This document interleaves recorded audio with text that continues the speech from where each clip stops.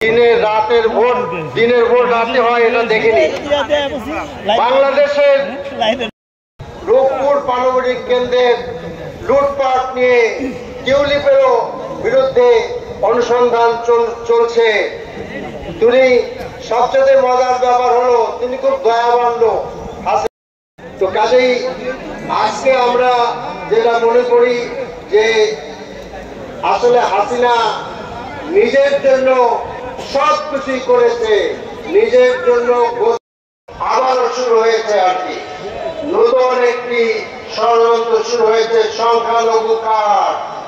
আবারও আওয়ামী লীগের লোক আমাদেরকে সাবধান থাকতে হবে। সংগ্রামী ভাইরা আমার, আজকে আমাদেরকে যদি জাতি কখনো আমাদের উপরে আস্থা আনে তাহলে আমরা জাতির শাসক হব না, আমরা জাতির সেবক হব। বাংলাদেশে পরিবর্তন হয় নাই। সম্মানিত ভাইরা, আমাদের দেশ জাপানের চেয়ে 3 গুণ বেশি মাটির উর্বরতা।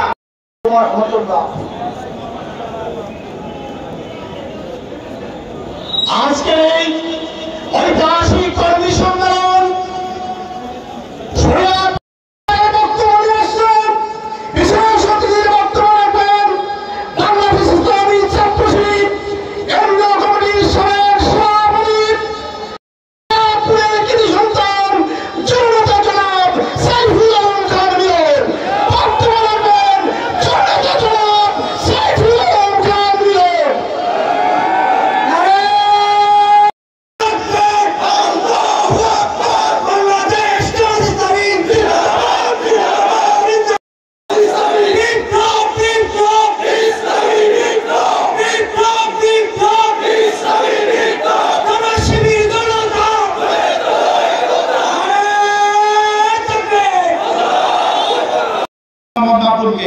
সম্মানিত উপস্থিতি, আমাদের মাঝে উপস্থিত আছেন ফরিদপুর জেলা সম্মানিত আমির, কেন্দ্রীয় মজলিস শুরা সদস্য।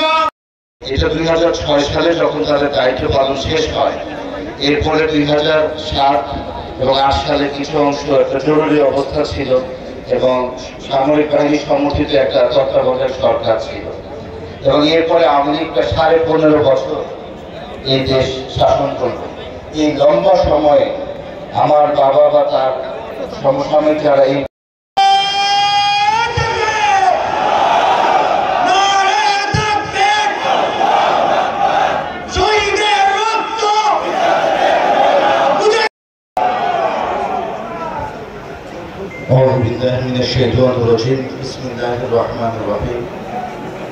শহীদ কাফেলা বাংলাদেশ জামাত ইসলামী শরীয়তপুর জেলা শাখা আয়োজিত আজকের এই বিশাল কর্মী শরীয়তপুর জেলা জামাতের কাছে কৃতজ্ঞতা জানাচ্ছি। তারা আজকের এই আয়োজনে আমাদের কথা স্মরণ করেছেন এবং উপস্থিতি এ পর্যায়ে আপনাদের সামনে শহীদ পরিবারের পক্ষ থেকে বক্তব্য রাখবেন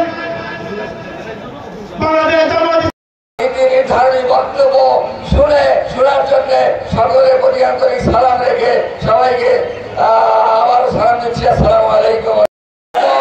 প্রাইমারি স্কুল সহ সকল জায়গায় ধর্মীয় শিক্ষক, ইসলামিক শিক্ষক নিয়োগ করতে হবে। এই কথা কয়টি বলে শরীয়তপুরের পক্ষ থেকে যদি আবার চালু করতে চান তাহলে হবে না। আমি এই সরকারবাদীদের কাছে তাদের সামনে উল্লেখ করতে চাই যে সমস্ত হয়ে যাচ্ছে এই নদী খনন করে এখানে আপনার সেচের আধুনিক ব্যবস্থা করতে হবে। আমি আরো দাবি করতে চাই কিন্তু শরীয়তপুরকে ঢাকা বিভাগের অন্তর্ভুক্ত রাখতে হবে। আমি আরো দাবি করতে চাই শরীয়তপুরের কৃতি সন্তান শহীদ মালিকের সাথে আদার ভাই কেন এখনো আপনার গেরারুদ্ধ এই মহা সম্মেলন থেকে আমরা দাবি করতে চাই তাদেরকে গণ অভ্যুত্থান, ছাত্র জনতার যে গণ অভ্যুত্থান, তার ভেতর দিয়ে আমরা এই মুক্ত পরিবেশটা পেয়েছি। আল্লাহ রাব্বুল আলামিন আমাদেরকে এই মুক্ত পরিবেশটা দিয়েছেন, এই জন্য আমরা আল্লাহর কাছে শুকরিয়া আদায় করি, বলি আলহামদুলিল্লাহ। জনাব সাইফুল আলম খান মিলন, অন্যান্য জামাত নেতৃবৃন্দ ও সম্মানিত উপস্থিতি, সম্মানিত ভাইরা,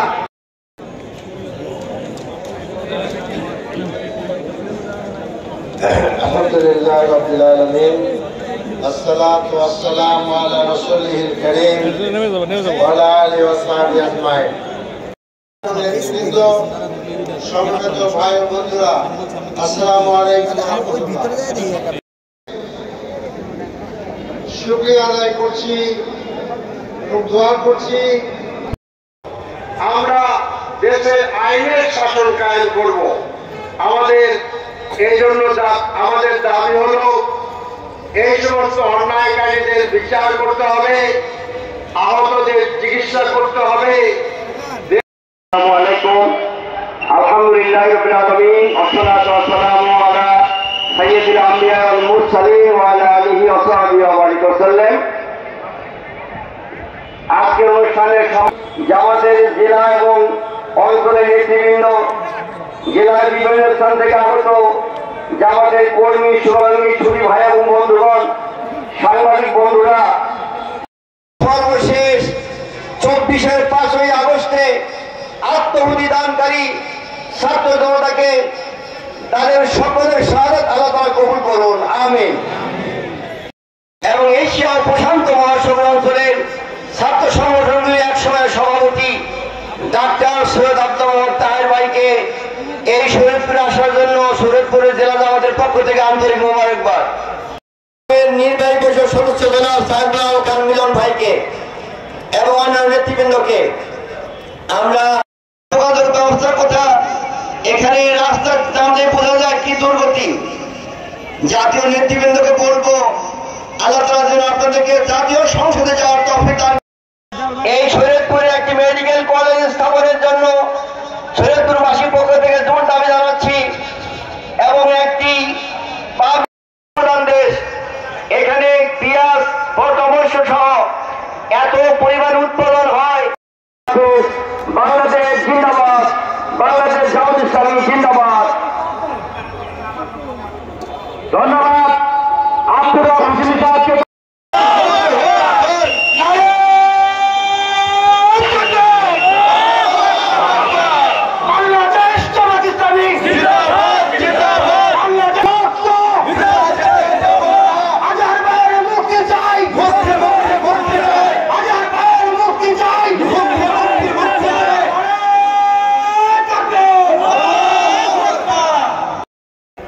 পৃথিবীতে আজকে দুইটি বিশাল ধারার ইসলামী আন্দোলন সংগঠন আছে। মধ্যপ্রাচ্য থেকে শুরু করে আরো কিছু দেশে এই আন্দোলনের সবচেয়ে প্রভাবশালী, তার নাম ইখওয়ানুল মুসলিমিন, মুসলিম ব্রাদারহুড। আপনারা জানেন শরীয়তপুরের সীমাবদ্ধ নয়, এটি বাংলাদেশের সীমাবদ্ধ নয়। এই আন্দোলন বিশ্বব্যাপী আন্দোলন। সেই মুসলিম সমাজের এক গর্বিত মহান কর্মী এবং অংশীদার। সম্মানিত ভাইরা, একজন জ্ঞানী মানুষ, একজন সমৃদ্ধ করি মানুষ এবং একজন নবী প্রফেট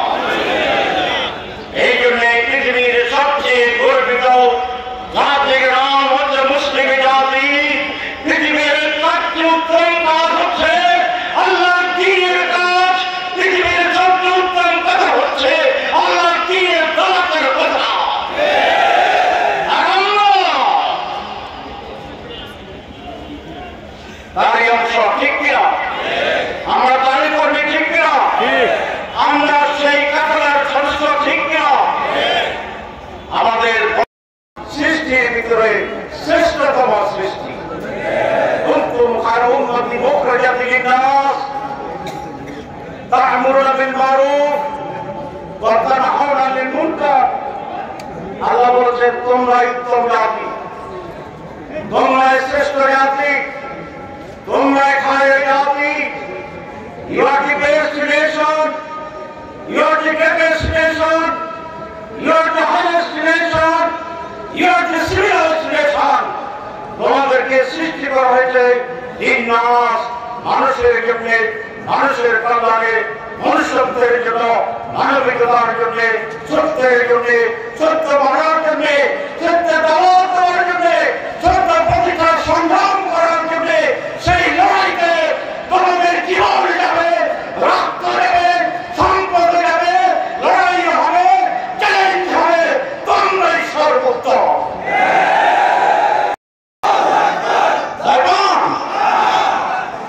নিজেকে নিতে মনে করে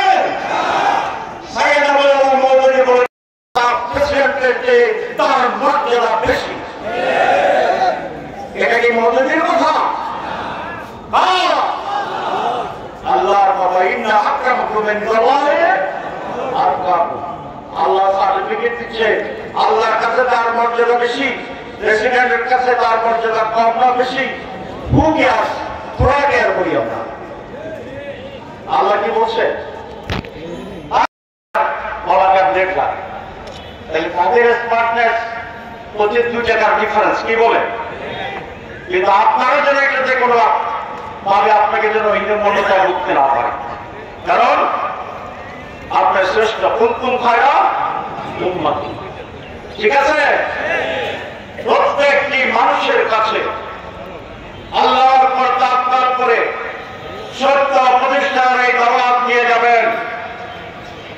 কঠিন 15 বছর ছিল, আমরা কি হারিয়ে গেছি? আমরা কি নির্মম হয়েছি? আজকের সমাবেশ কি এটা প্রমাণ করে না? যারা আল্লাহকে ভয় করে সারা দুনিয়া তাদেরকে ভয় করে। এই জন্য আপনাদের কাছে মেসেজ পরিষ্কার। কি বলেছি? আমরা শ্রেষ্ঠ মানুষ, শ্রেষ্ঠ জাতি, শ্রেষ্ঠ দল, শ্রেষ্ঠ কাজ।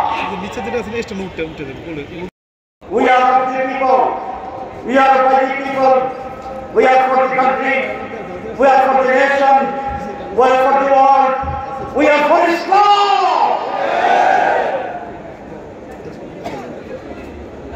প্রিয় ভাইরা,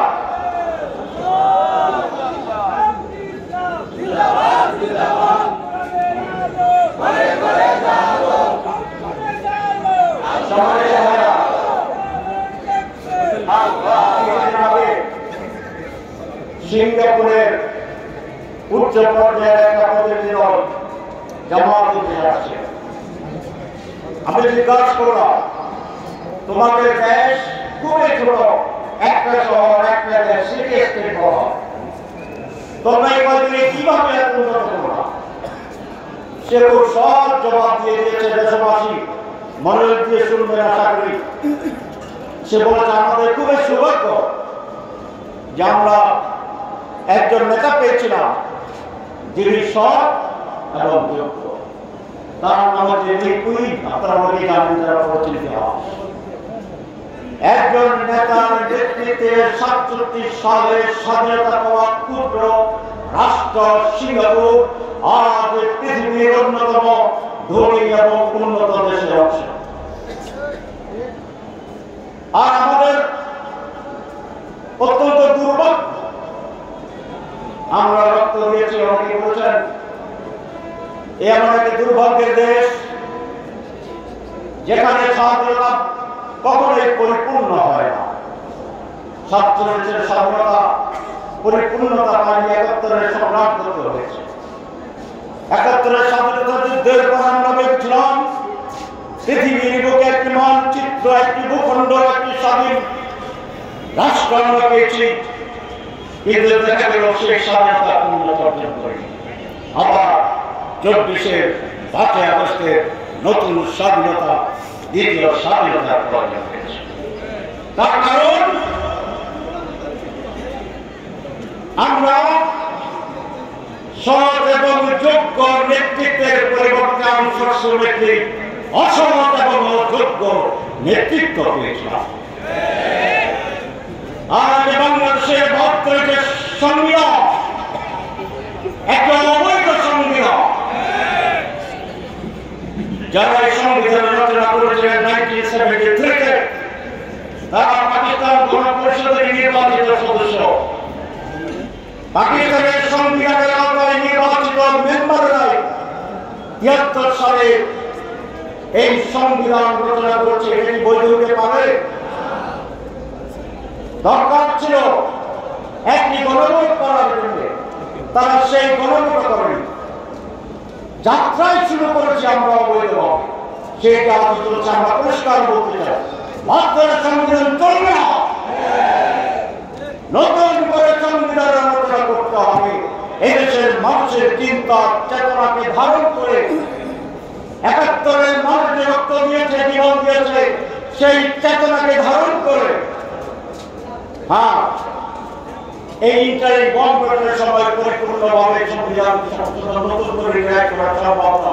এটা কোনো সময় লাগবে, কিন্তু আমাদের কমিটমেন্ট করতে হবে সবাইকে যে আমরা সংবিধান বাতিল করে নতুন সংবিধান রচনা করবো ইনশাআল্লাহ। এখন মৌলিক কয়েকটি সংস্কারের প্রয়োজন হবে, যেটা আমরা বলেছি প্রধানমন্ত্রী 2 বারের বেশি থাকতে পারবেন না। আমরা বলেছি প্রেসিডেন্ট প্রধানমন্ত্রী ক্ষমতার ভারসাম্য থাকতে হবে। এই মৌলিক কতগুলো সাংবিধানিক পরিবর্তনের আমরা নির্বাচনের কথা বলছি। আরো কিছু কথা বলি নির্বাচনের কথা বলছি।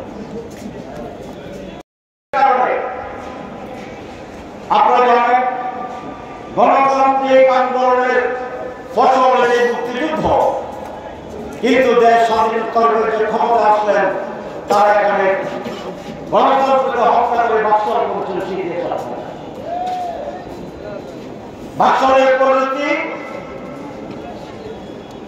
ভিন্ন হয়েছিল। আপনারা জানান এই দুর্ভাগ্য বলছি, ব্যক্তি ক্ষমতার নিষ্পত্তি পরিবর্তন হয়েছে। শেখ মুজিবের হত্যা হয়েছে, ঠিক কিনা? জিয়াউরের হত্যা হয়েছে, আন্দোলন এরশাদের পতন হয়েছে। স্মুথ ট্রানজিশন অফ পাওয়ার বাংলাদেশে বহুদিন ধরে হয়। এটাও দেশের একটা প্রমাণ। আর বিগত 15 বছরের কথা আমি বললেন, মিলন ভাই বক্তা সুন্দর করে বলছে। আমরা অস্থির হয়ে গেছিলাম যে আমাকে আমাদের কথা শুনে না, বলছি আমরা বললেন এত তাহাজ্জুদ পড়ে চোখের পানি পড়ে বঙ্গোপসাগর হয়ে যায় আমাদের পানিতে। আল্লাহ হৃদয়ে হৃদয়তা আল্লাহ কনসিডারেশনে কি আসে না? বলছেন আল্লাহ বলছে বান্দা অস্থির হয়ে চুপ করে থাকা, তুমি যা চাও না তাই দেবো। তুমি সে কত ত্যাগ আমি করে দিচ্ছি, দেশ ত্যাগ। ঠিক কিনা? আমাকে 100টি বলে যে তাই বা এত জুলুম হচ্ছে, আমরা দুঃখিত। আমরা না আরো 5 বছর জেলে থাকতাম, আমি সরকারের যে পরিবর্তন হচ্ছে তাকে আমার প্রসারিত হচ্ছে। এটাকে আপনারা কল্পনা করছিলেন?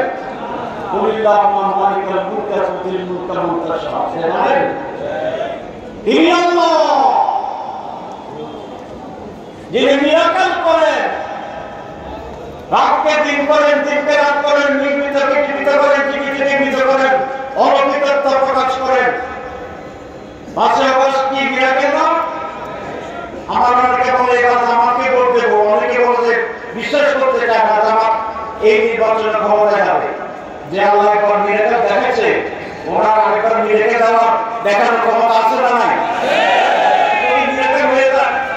সবাই যদি মনে মনে বলে একবার আমাদের দেখি, সবাই বললে তাহলে কি হবে? এরকম ঘটনা আছে না যে সবাই একটা কথা বলছে মনে মনে, বক্তায় আমি ছাড়া আপনি করেন, বলতে গেলে তো সবাই এক কথা বলছে। মিরাকেল হতে পারে মানুষ যদি আস্থা রাখে, তাহলে হবে না কেন? আর মানুষ আস্থা রাখবে না কেন? বাদশাহ শেষ, 6 দফা পারে নাই, 18 দফা পারে না,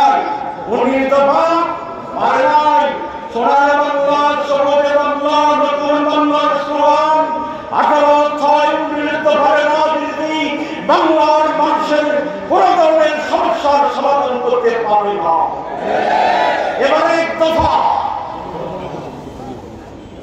ছয় দফা নো, 18 দফা নো, 19 দফা নো, এক দফা ইয়েস। সেটা কি?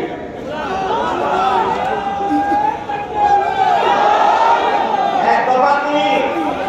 একবার জামাত ইসলামীকে দেখবো। কি বলছি? একবার জামাত ইসলামীকে দেখবো। কয় দফা? আর আমাদের কথা একবার আমাদেরকে দেখে। বাংলাদেশের ভাইরা 54 বছর ধরে নির্যাতিত হয়েছেন, ঠকেছেন। 5 বছর আমাদের দেবেন, আমাদেরকে কন্ট্রাক্ট দেবেন, চুক্তি ভিত্তিক একবার দেন। আসেন আমাদের সাথে এই জাতীয় একটা চুক্তি করুন। 55 বছর চলছেন, খুব খারাপ হলে কি হবে? আরেকটা ধরবেন, সংসার হবে, হাত ধরবেন। এটাই তো। আর যদি জামাত নৈতিকতা বাংলাদেশের ভিত্তিতে যে কল্যাণের রাষ্ট্রের আজকে ঘোষণা দিচ্ছে, এটা যদি জাতিকে মুক্ত করে অধিকার পূরণ করে, নারীর অধিকার, পুরুষের অধিকার, হিন্দুদের অধিকার, মুসলমানদের অধিকার, খ্রিস্টানদের অধিকার, বৌদ্ধদের অধিকার, ভারতের অধিকার, বৃত্তের অধিকার, শ্রমিকের অধিকার,